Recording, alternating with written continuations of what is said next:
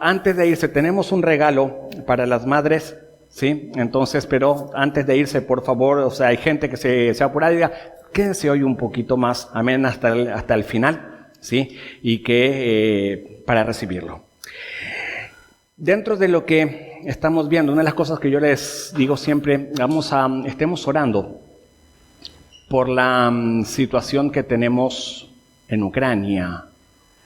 Vale, uno dice, pero que está allá, del otro lado. Sí, está.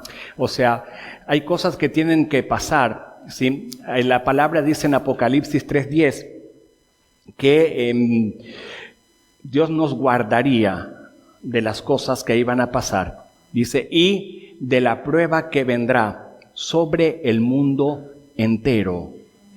¿Sí? Nosotros estamos acostumbrados, bueno, está en Ucrania, ¿vale? Está como a 5.000 kilómetros de aquí, ¿vale? Y a veces pasa una guerra, bueno, es que es el conflicto de Corea del Norte con Corea del Sur, está al otro lado del mundo. Pero una de las cosas que va a ocurrir en adelante, dice, sobre todo el mundo, ¿sí? Sobre todo el planeta va a venir una tribulación especial, va a venir una prueba especial. En los que estamos acostumbrados a leer la Biblia en la versión Reina Valera, se lo voy a leer textualmente, Apocalipsis 3:10, dice, por cuanto has guardado la palabra de mi paciencia, yo también te guardaré de la hora de la prueba que ha de venir sobre el mundo entero. ¿Para qué? Para probar a los que moran en ella. Hay otra versión, lo que es la versión de lenguaje, traducción lenguaje actual, o la Biblia de lenguaje singular. La Biblia de lenguaje singular es una de las mejores traducciones que hay al momento, no es muy conocida. Miren lo que dice. Todos en el mundo tendrán dificultades y sufrimientos, pero a ti te protegeré, porque tú me obedeciste cuando te ordené que no dejaras de confiar en mí. Hay versiones que dicen que Dios nos va a proteger de la prueba y otras versiones que dicen que Dios nos va a proteger durante la prueba. Son situaciones difíciles. Lo que la Biblia habla, ¿sí? Es que van a suceder determinadas cosas. Ustedes me dicen, va a venir Cristo mañana, ¿sí? 2 de mayo. Yo les diría, no va a venir mañana, porque hay cosas que tienen que suceder. Entre ellas va a haber una gran apostasía, entre ellas va a haber una persecución, entre ellas se va a manifestar el anticristo y se lo vamos a ver. Si se manifestará el hombre de pecado, el hijo de perdición, y es necesario que se reconstruya el templo de Jerusalén, y se sentará en el trono de Dios, haciéndose pasar por Dios. Y lo que dice es que el pueblo de Israel le aceptará, sí, como Mesías. Entonces allí comenzará lo que es la abominación desoladora. Cuando Jesús hablaba de esto, dice, el que oiga, entienda, el que lea acerca del profeta Daniel entienda. Cristo estaba citando al libro de Macabeos, ¿sí? Y dice, bueno, estas son las cosas que van a ocurrir. Entonces, nosotros, una de las cosas que decimos, bueno, ¿qué va a ocurrir antes, después? Cuando Jesús hablaba de esto, está el registro allí en Mateo 24, está en Lucas 13, en Lucas 21 y Marcos 13. Jesús hablando de estos días, una de las cosas que dice es, van a suceder muchas cosas, pero dice, yo les digo a ustedes, iglesia, velad. Velad, en distintas palabras, estén atentos, estén pendientes, estén mirando qué es lo que va a pasar. No descuiden, no piensen, bueno, Cristo demora, porque estas cosas son las señales de lo que va a ocurrir. Estamos en la última generación, nos guste o no nos guste, ¿sí? Hay quien está feliz, Cristo viene dentro de poco, pero a la vez está esa tristeza de que mi familia, ¿qué va a pasar? Queda poco tiempo. ¿Sí? Y una de las cosas que habla la Biblia, que Jesús hablaba, dice, esta es la última generación, hablando desde el año 48, ¿sí? Hasta, dice, esto después de esta generación vendrá el Hijo del Hombre. Son los acontecimientos finales. Estas cosas tienen que suceder, ¿vale? A los que hay gente que dice, bueno, que Dios va a cuidar la iglesia, no va a permitir una cosa así. ¿Saben? Durante toda la historia de la iglesia, estamos hablando desde el libro de los Hechos, en la iglesia primitiva, hubieron muchísimas cosas que pasaron a la iglesia. Y Dios permitió una persecución muy, muy importante, ¿sí? No solamente en Jerusalén, que encontramos a un Saulo, que luego sería Pablo, persiguiendo, encarcelando, torturando y haciendo a los cristianos blasfemar y negar el nombre de Cristo. Les quitaron sus bienes al punto que la iglesia tiene que hacer un comedor social para dar de comer a los cristianos que ya no tenían nada, porque como eran cristianos no se les daba tampoco trabajo. Pasó también en la iglesia de Tesalónica, ¿sí? Dice, ustedes sufrieron con gozo el despojo de sus bienes. La iglesia de Filipos, cosas que sucedieron. Cuando el holocausto, los judíos dijeron, este es el Apocalipsis. Porque lo vivieron. Y hay zonas en el mundo al día de hoy que están pasando su verdadero Apocalipsis, ¿sí? Entonces, Dios ha permitido determinadas cosas. ¿Por qué lo permitió, por ejemplo, en la iglesia de Jerusalén? Porque ellos habían quedado allí. Estaban todos en Jerusalén, felices, contentos, a pesar de todo. Bueno, les quitaron sus cosas, pero ellos estaban gozosos de padecer por causa del nombre de Cristo. Pero la idea era que ellos llevasen el evangelio hasta lo último de la tierra. Y Dios permitió que haya persecución. Y salió de Jerusalén, salieron los cristianos, ¿sí? Y siglos después, el imperio romano acepta a Jesús como su Salvador bajo determinadas circunstancias. Algunas cosas habían cambiado, pero la cuestión es que el evangelio se predicó hasta lo último de la tierra. Y hoy se está predicando hasta lo último de la tierra. Hay cosas que van a suceder, que yo les diría, hay cosas por las cuales no tenemos que orar. Pero respecto a esto, si respecto a la guerra de Ucrania, respecto a que estamos al final de los tiempos, uno dice, bueno, como que esta es la preparación de todo lo que va a pasar. Si ustedes me preguntan qué va a ocurrir, quién va a ganar esta guerra, yo les digo, en el libro de Apocalipsis, lo que habla es que habrá una batalla final llamada Armagedón. En esa batalla, quien invade Israel, el ejército principal, es el ejército ruso. Estados Unidos y los países de Occidente que siempre apoyaron a Israel, dice que Israel va a pelear solo. Que no habrá nadie para defenderlo, solamente Dios y un milagro de Dios va a salvar a Israel. Está escrito. Entonces ustedes dicen, ¿quién va a ganar? Miren, la Biblia habla de eso.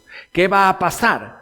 El tema es que en este momento tenemos a un presidente en Rusia que está amenazando. Hace pocos días, estamos hablando anteayer, los altos mandos rusos dijeron que no descartaban y que posiblemente se entrase en una tercera guerra mundial.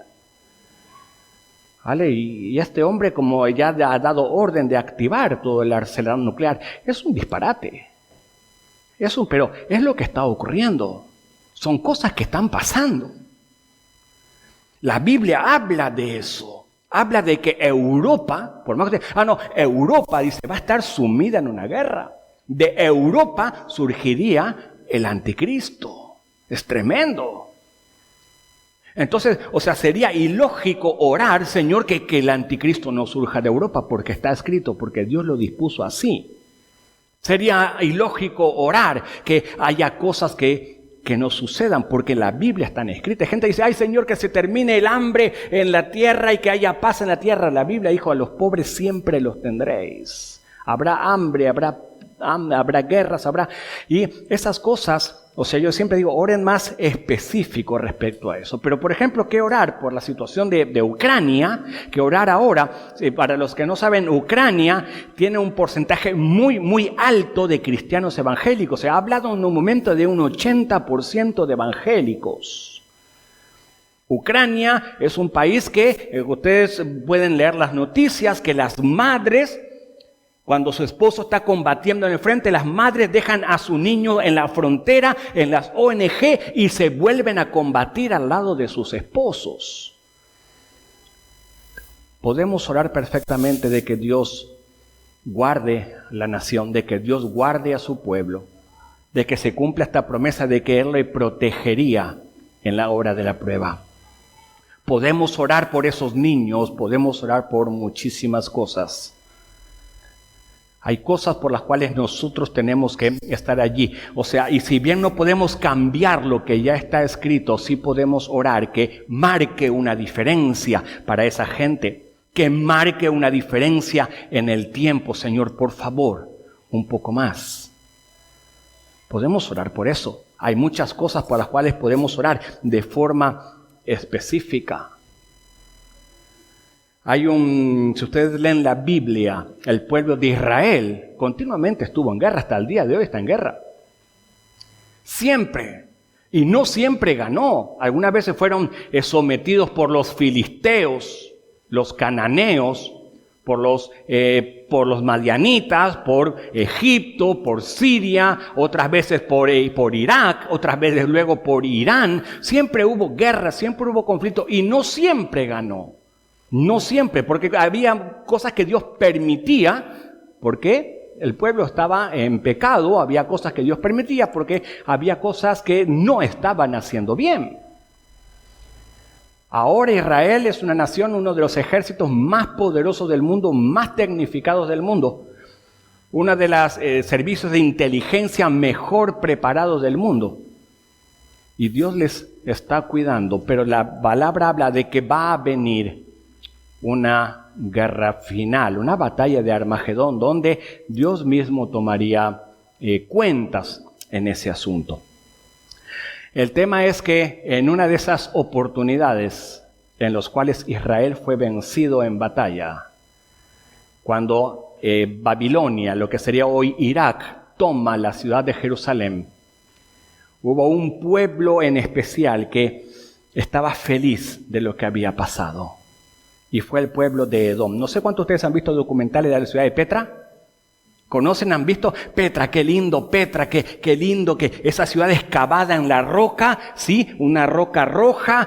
Petra es una ciudad que hasta el día de hoy se está estudiando porque hay tanto que aprender de allí. Es tremendo. Pero esa Petra es esta ciudad de Edom que habla el profeta Abdías. Petra. La zona de Petra fueron descendientes de Esaú, que significa rojo. Esta gente fueron hijos, Esaú fue hermano de Jacob, hijo de Isaac y nieto de Abraham. Entonces, ¿saben cuál es el tema? Árabes y judíos son hermanos, ellos mismos se consideran primos hermanos. Ellos mismos se consideran que saben que están luchando entre ellos, tienen la misma raíz.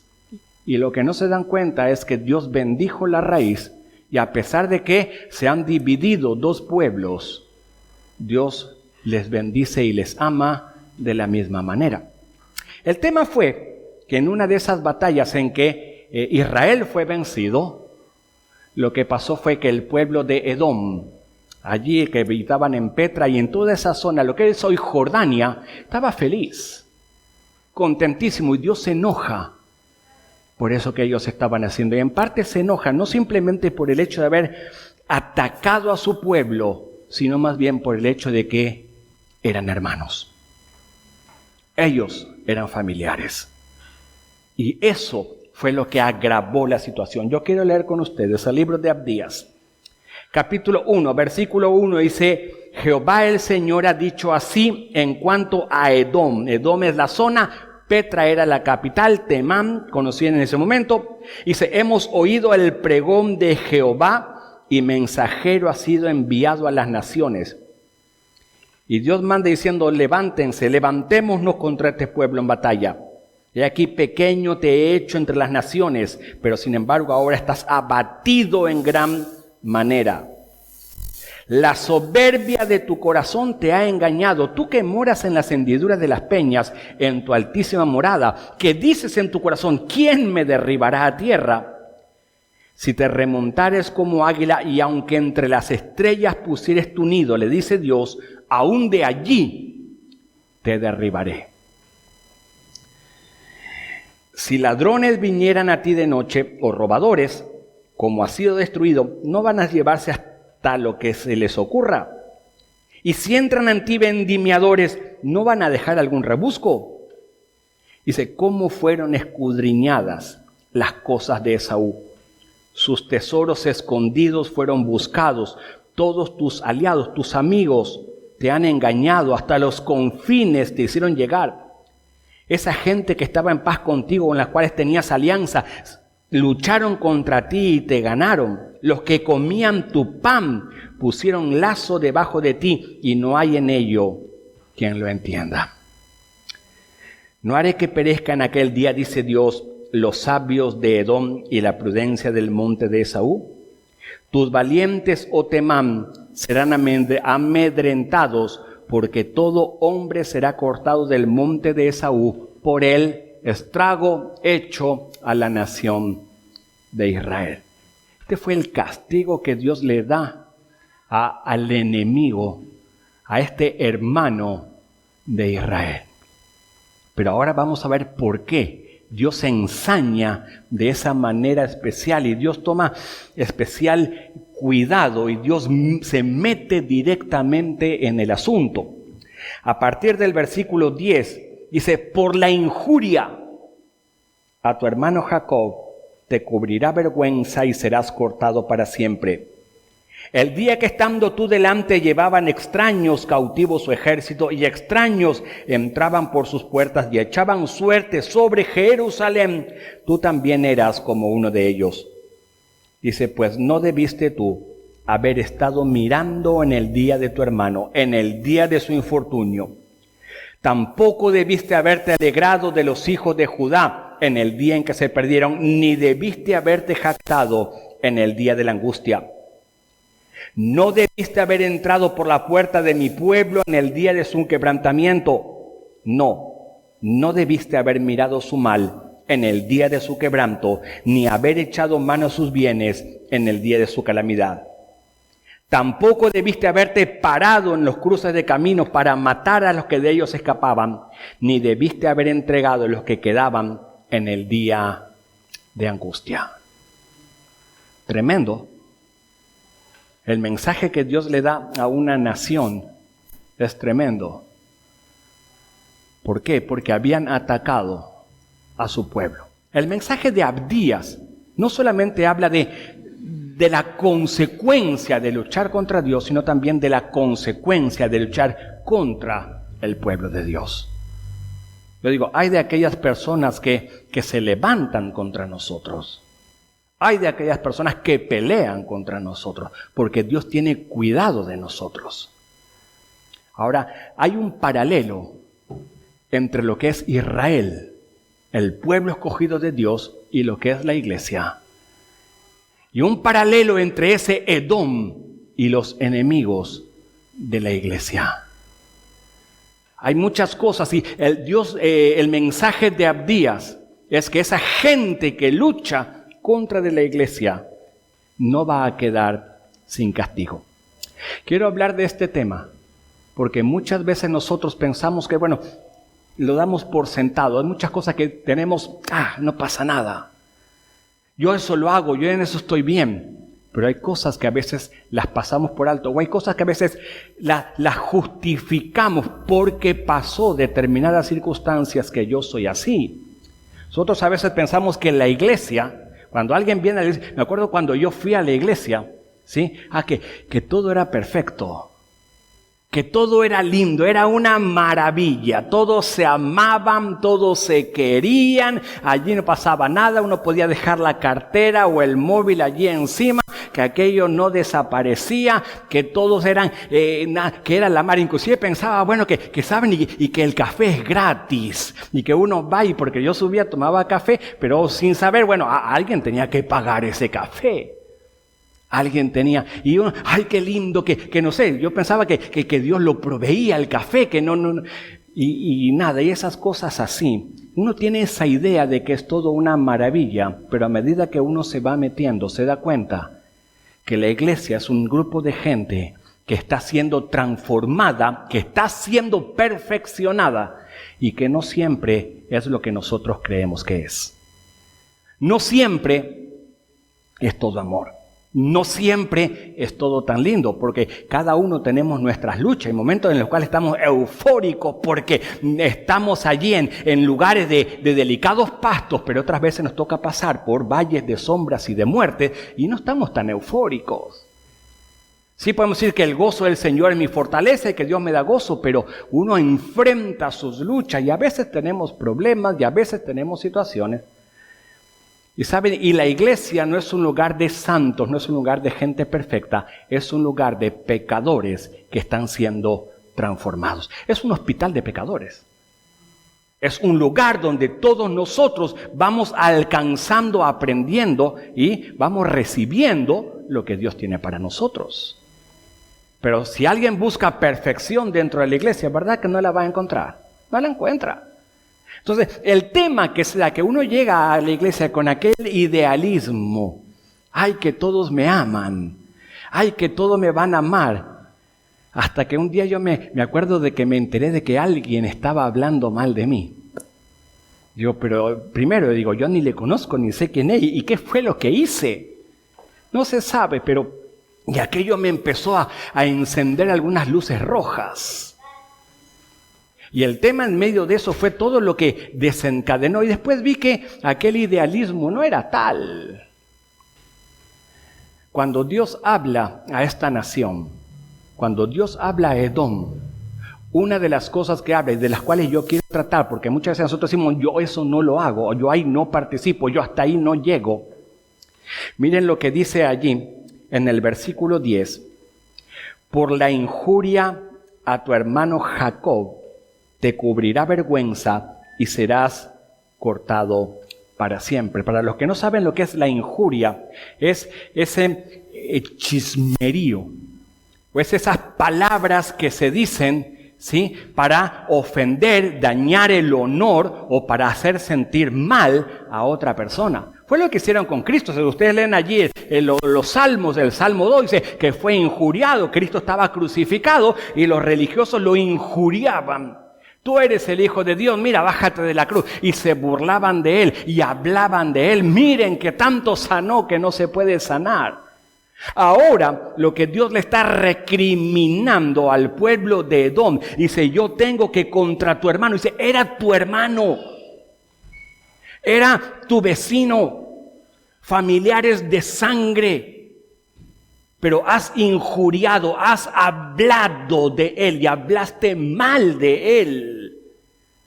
Has permitido que sucedan cosas. Has permitido que hablen de él y tú eras parte de ellos.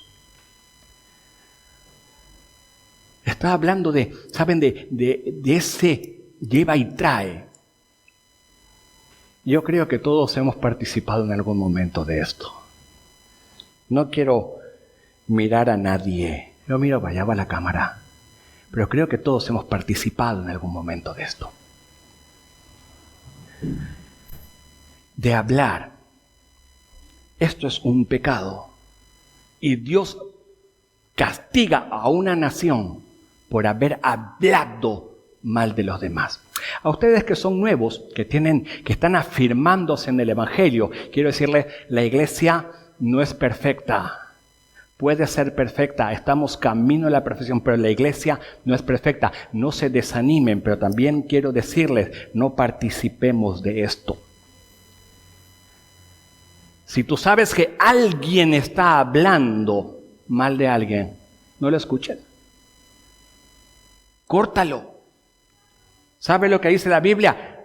Cortamos el chisme y se terminó el pleito, la disensión. Cortamos el chisme y se terminó la pelea. Ay, pero yo te cuento porque dijo esto de ti y te lo cuento porque soy tu amigo. Si es tu amigo, no vas a dejar que hablen mal de él. A mí me asombra muchísimo a veces de hijos que hablan mal de los padres. ¿Sabes? Si es mi amigo, yo no dejo ni siquiera, no espera, de él no te dejo hablar. Es mi amigo, ¿vale? Yo lo conozco, sé que no es perfecto, pero a mí no me hables mal de él. Delante de mí, no hables mal de él. Este fue uno de los grandes problemas Y uno de los grandes motivos por los cuales Dios castigaba a la nación de Edom. ¿Saben? Y esto daña terriblemente la imagen de la iglesia. Yo les conté una vez una mujer le dice en un determinado momento a su esposo: ay, amor, ¿por qué no me acompañas a la iglesia? Dice que es tan lindo y que no. Y el marido le dice: escúchame una cosa. Dice: ¿para qué voy a ir si yo me entero de todo aquí cuando estamos comiendo? Tú te pones a hablar de todito el mundo. Dice: ¿a qué? Yo no quiero participar de eso. ¿Vale? Y a veces nosotros mismos somos los que ponemos traba. Oramos por pero estamos haciendo este tipo de cosas. El chisme es una cosa que nosotros debiésemos de frenar. La lengua, un músculo muy poderoso, enciende un monte, bendice a Dios, pero a la vez maldice al hermano. Habla el libro de Santiago. ¿Quieren sentirse señalados? Lean Santiago. Ese es un libro que desafía a todito el mundo. La cuestión es que Dios nos llama a bendecir. Habla bien de tu hermano. ¿Es perfecto? No, claro que no es perfecto. Pero habla bien, bendícelo. Habla bien. Bendice a tu hermano en vez de estar hablando del que hizo esto, que hizo. Ve y díselo. No hagas esto. La Biblia habla de determinados procedimientos. Primero lo hablas con él, después con otros testigos, después con más testigos, después ya lo hablas con las autoridades delante de la congregación. Mira, esto está mal, no sigas haciendo esto. Pero no es cuestión de hablar mal de nadie. Y es algo que tenemos que aprender. Usted me dice: Guillermo, que eso no son buenas nuevas de salvación. No. Esto es un mensaje que Dios le da a la nación para que la nación no se pierda. La segunda cosa que habla en el versículo 11: el día que estando tú delante, extraños llevaron cautivo su ejército y extraños entraban por sus puertas y echaban suerte sobre Jerusalén, tú también eras como uno de ellos. Es un pueblo que tomó acción en contra de su hermano.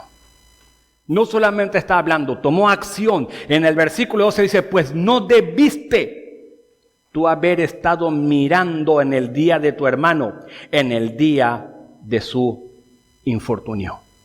Lo que le está diciendo es: no tendrías que haberte quedado mirando.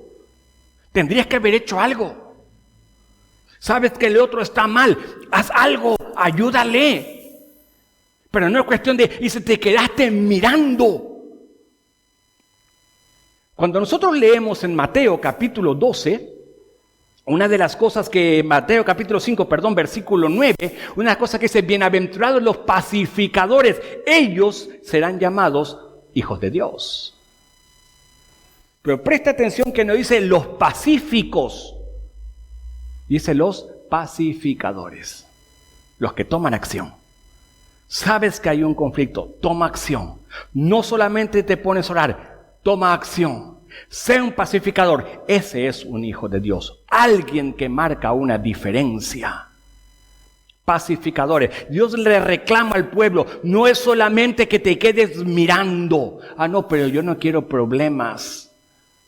No, pero que esas cosas a mí no me importan. Hubo alguien que ocurrió en un juicio. Había habido un caso de maltrato muy importante, había una persona lesionada y mal. Y cuando le preguntan a los vecinos: ¿usted vio esto? ¿Usted vio esto? ¿Escuchó? Dice: yo no vi, pero escuché los gritos de ella, escuché las cosas que pasaba, escuché sus discusiones. Dice: pero ¿por qué no llamó a la policía? No era mi tema, no era mi casa, yo no me voy a meter ahí. La cuestión es que ahora había un problema muy grave y nadie hizo nada. Y cuando los buenos se callan, la maldad prospera. Y Dios le habla al pueblo: no debiste haberte quedado mirando, tendrías que haber hecho algo, tendrías que haber hablado, aconsejado: no lo hagamos, tendrías que haber detenido, tendrías que haber apoyado a tu hermano. Yo quiero que sepas algo: la persona que está aquí, la persona que es cristiano aquí en cualquier parte del mundo, la iglesia mundial, somos hermanos. Somos hermanos unos de otros, estamos unidos. Dependemos el uno del otro. Dios nos puso juntos como iglesia y nos dice, si ustedes se ponen de acuerdo, yo voy a contestar su oración. No es que si oras solo, hay oraciones que vas a hacer en la intimidad, pero si te pones de acuerdo con tu hermano, especialmente con aquel que tiene un problema contigo, te puedo decir, esa oración trasciende los cielos. Jesús ha hecho una iglesia unida y hay cosas que nosotros no podemos hacer solos, no podemos luchar solos. Por algo Dios ha puesto un compañero, una compañera al lado para orar. No es bueno que el hombre esté solo. No es bueno. Siempre Dios bendice la unidad. Dice, y donde estén 2 o 3, allí voy a estar yo. ¿Saben? Y no es cuestión de estar solos, luchar solo. No busques aislarte. Esa persona que está ahí al lado tuyo es tu hermano. Únete. Busca los puntos de unión, no de diferencia. Versículo 2, el mismo versículo 12 dice, no debiste, miren lo que dice, no debiste haberte alegrado de los hijos de Judá en el día en que se perdieron y que les fue mal. No debiste de haberte jactado el día que ellos estaban angustiados. No debiste.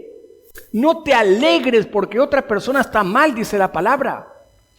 No estés contento porque al otro le han ido mal las cosas. Pero es que yo se lo había dicho, ahora tengo razón. Ese no es el punto. ¿Saben? Nosotros como iglesia lo que buscamos es edificar. Nuestra responsabilidad es construir. Nuestra responsabilidad es que la otra persona que está mal crezca. Pero no alegrarnos porque teníamos razón. Y no alegrarnos por el hecho de que le fue mal. Los judíos tienen un dicho, yo se los he contado aquí. Cuando ellos atraviesan el Mar Rojo, dice la palabra que el ejército del faraón, queriendo hacer lo mismo, fue ahogado. Todos conocemos esa historia, la Pascua. El ejército de Faraón muere en el Mar Rojo. Al otro día, para confirmar eso que había pasado, dice que los judíos, estando ya en la península de Arabia, dice una de las cosas que hacen es que ven los cadáveres que vinieron flotando a la orilla. Hay un canto, un Magnificat, dice la Biblia, de María, porque Dios les había dado la victoria. Pero dentro de la tradición judía dice que los ángeles se alegraron y se gozaron juntamente con el pueblo de Israel porque el ejército de Egipto había sido destruido. Y lo que cuenta la tradición es que Dios se enoja y les llama la atención a esos ángeles. Le dice, yo entiendo que los hombres estén contentos por el hecho de que se hayan terminado sus enemigos, pero ustedes que saben lo que es, ustedes que saben cuántos miles de soldados murieron, cuántas familias fueron destruidas, qué fue lo que pasó, esa gente podía haber sido salva, dice, y ustedes están gozando de que esa gente ha muerto. Y Dios le llama la atención a esos ángeles para que no sigan en esa actitud. No es cuestión de, qué bueno. Sí, saben, Dios nos da victoria, pero no te goces de que el otro le fue mal. Gózate de que Dios te da victoria, pero nuestra responsabilidad, ora por tu enemigo. Orad por los que os ultrajan y os persiguen. Bendecid a los que os maldicen. Ora por él. Ora. Son puntos, saben, que Dios le llama la atención de la nación. En el versículo 13 dice, no debiste haber entrado por la puerta de mi pueblo en el día de su quebrantamiento. No debiste haber mirado su mal en el día de su quebranto, ni haber echado mano a sus bienes en el día de su calamidad. En distintas palabras, no tendrías que haber sacado ventaja de que al otro le fue mal. No solo no alegrarte, no saques ventaja de la otra persona que está en una dificultad. La importancia de nosotros restaurar, la importancia de nosotros aprender a pasar por alto la ofensa, perdonar. ¿Saben? Hay algo que a mí me llama muchísimo la atención. Es algo que yo trato continuamente de mantenerme limpio. Y es algo que yo quiero hablarles de lo que Dios ha tratado conmigo. Algo que está tan metido a veces en la iglesia.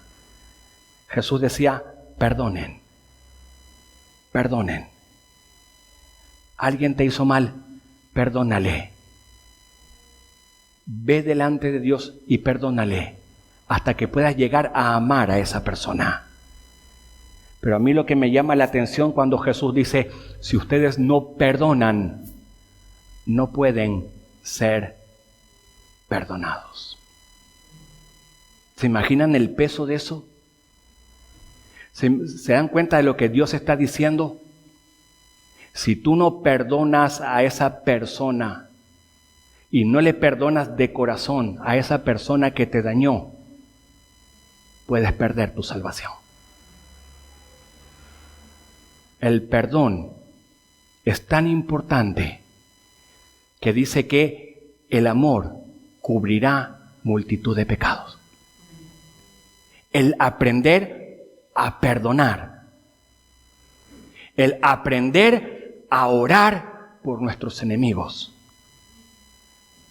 Esta es una puerta espiritual que nosotros podemos llegar a abrir. Es una puerta que cuando nosotros decimos, caramba, que yo no perdono. ¿Saben? El chisme, el alegrarte de que el otro le va mal. Cuando tú tienes una comunión íntima con el Espíritu Santo y tú te pones contento, te das cuenta cómo el Espíritu Santo te confronta. Estás haciendo mal. No sigas por ese camino. Puertas que se abren. No saques ventaja del otro que estaba mal. La otra vez venimos para aquí en la guagua. ¿Cuándo fue? El jueves. Yo estaba rellenando el bono de la guagua y resulta que voy a meter la tarjeta y sale de la máquina 5 euros. Y yo vi que la mujer que estaba anterior mío estaba subiendo a la guagua, cogí los 5 euros, se los mostré. Digo, mire, esto debe ser suyo. Y dice, ay, que no sé, que yo cargué. Y salió otro billete, hay otro más, no sé qué. Digo, mire, si no es suyo, lo repartimos, ¿vale? Pero fíjese si es suyo. Y ella miró el bono y no lo había cargado, le había rechazado los 10 euros. La cuestión es que el otro hombre que estaba detrás nos quedó mirando como diciendo, pobre idiota. ¿Vale? Pues que dan 10 euros, ¿vale? Que no son tantos, pero a muchos les salvan el día. A mí me los hubiesen salvado. Pero no sacar ventaja del otro. No aprovecharse de la otra persona. Puertas espirituales que nosotros podemos llegar a abrir. No luchar contra la otra persona. Decimos, ¿por qué Dios no me bendice? ¿Por qué Dios no me habla? ¿Por qué Dios no trata conmigo como trata con el otro? Yo diría, examina tu vida. Permite que el Espíritu Santo trate contigo y ora como oraba David. ¿Saben? Los salmos son oraciones. Ora como oraba David. Examíname, Señor. Mira mi corazón si hay camino de perversidad. Llévame por el camino recto, por el camino eterno. Muéstrame esas cosas grandes y profundas que están dentro mío, que yo necesito cambiar. A veces sabiendo hacer cosas bien, nosotros no las hacemos. Eso es pecado, dice la Biblia. El que sabiendo hacer lo bueno no lo hace, le es pecado. ¿A dónde quiero ir con todo esto? La iglesia no es perfecta. Pero cuando nosotros estamos dispuestos a cambiar, se hace perfecta. Porque yo soy la iglesia. Cada uno de nosotros somos la iglesia.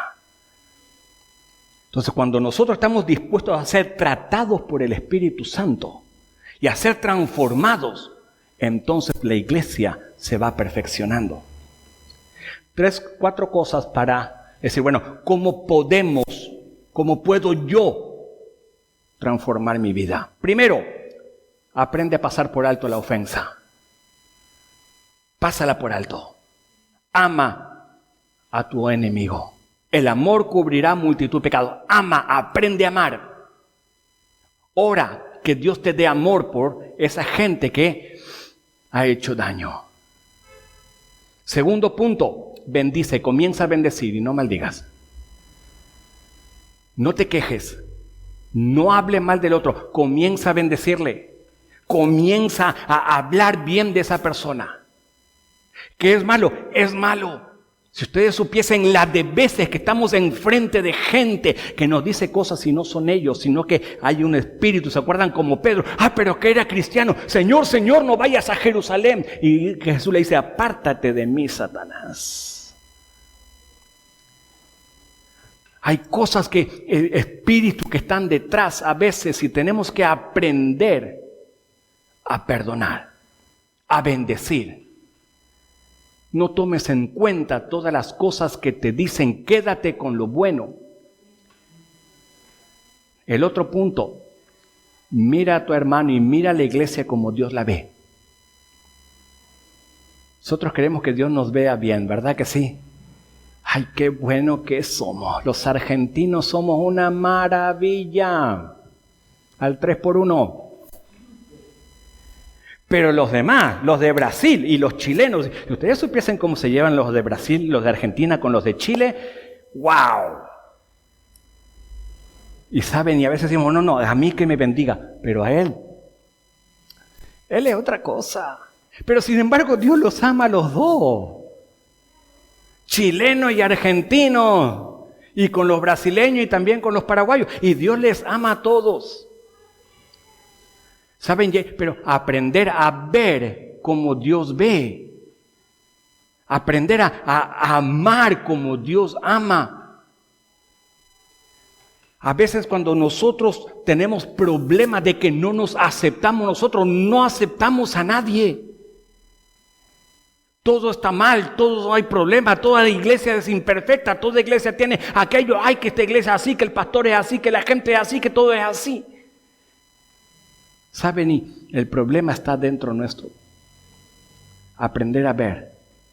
También es un hijo de Dios. También tiene un alma que salvar. También es una persona a la que Dios ama. También. Él también es imperfecto. También tiene derecho a tener un mal día. También tiene derecho a cometer errores.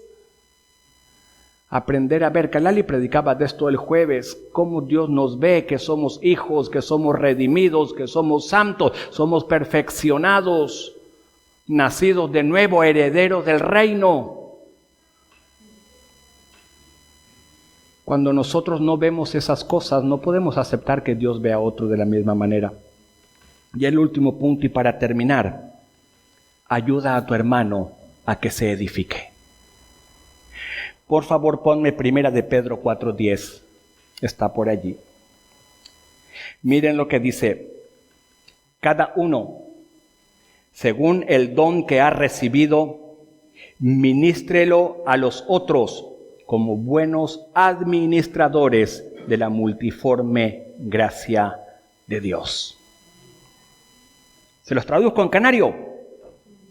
A ustedes que están aquí, a los que Dios ha bendecido y les ha dado dones, bendigan a sus hermanos con esos dones, como buenos administradores de esa gracia de Dios tan inmensa. Usa tus dones para ayudar al otro. En vez de ver sus problemas, comienza a dar, comienza a bendecirle, comienza a poner en práctica lo que Dios puso en tu vida. Yo la otra vez hablaba, Romanos capítulo 12, los dones que Dios nos da. Allí hay algunos de esos dones, las cosas que Dios nos da. Don de presidir, don de enseñar, el don de repartir, ¿sí? El don de administrar. Allí hay muchos dones. El don de confortar. ¿Sabe? Y no solamente aquí, nosotros decimos, que estuvo tremendo culto. No solamente aquí es lo menos que estamos. En tu casa, a tu vecino, a tu hermano en la iglesia, usa estos dones para bendecirle todo el día. Tiene un problema, mira, ese don de exhortar, por favor no te quedes, por favor siga adelante, por favor no te desanimes. Mira, sé una buena persona, que Dios está contigo. y darle una palabra. Usar ese don de profecía para darle una palabra, o ese don de palabra de ciencia para decirle esto es lo que estás viviendo y esto es lo que dice Dios para ti. Úsalo donde estés, en el ambiente que estés. Usa lo que Dios ha puesto en tu vida. Cada uno según el don que ha recibido, ministrale a tu hermano. Bendice a tu hermano con lo que Dios ha puesto en tu vida y vas a comenzar a ver el poder y el fluir del Espíritu Santo. Y vas a comenzar a ver lo que Dios hace. Tú que dices, voy a la iglesia para recibir. Vas a recibirlo en tu casa cuando ministras a los demás. Vas a recibirlo en tu casa cuando el fluir del Espíritu Santo comienza a usarte. Y cuando las puertas espirituales se abren. Y cuando la gracia de Dios cae porque eres un instrumento del Padre. Vas a recibir más. Permite que Dios te use de esa manera. Ministra a los demás. Pero que tengo poquito, empieza con lo poquito. Pero que yo no sé. Dile lo que Dios habló contigo de mañana. Dios me dijo esto, quiero compartirlo contigo. Dios me dijo que me amaba, quiero decirte que a ti Dios también te ama. Exhortar, presidir, repartir. Puedes leer Romanos 12. Puedes leer 1 Corintios 12. Allí están los dones, allí hay parte de esos dones. Ministra a los demás con lo que Dios te ha dado. La iglesia se irá perfeccionando. Tú te irás perfeccionando.